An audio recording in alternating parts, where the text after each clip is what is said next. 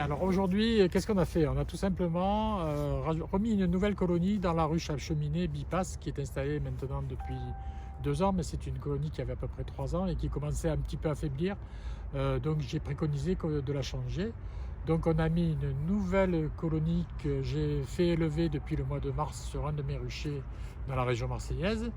Et là on a donc une nouvelle reine et des nouvelles abeilles qui sont toutes jeunes dans la ruche Bipass. Cette nouvelle colonie, elle comprend à peu près une petite dizaine de milliers d'abeilles.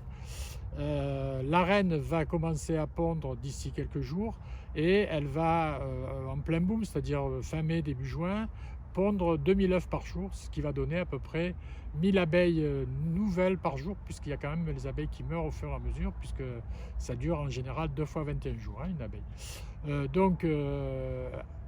À ce moment-là, il va y avoir les ouvrières, les butineuses qui vont commencer à butiner. Là, ici, on est sur des champs où il y a pas mal de fleurs, j'appelle ça de la fleurette, hein, c'est de la jachère. Les équipes de Vinci n'ont pas dégagé le champ qui se trouve derrière, où il y a les oliviers, derrière les ruches, ce qui fait qu'il y a beaucoup de fleurs, donc elles ont de la ressource pour l'instant. Mais il va y avoir certainement de la sécheresse d'ici juin.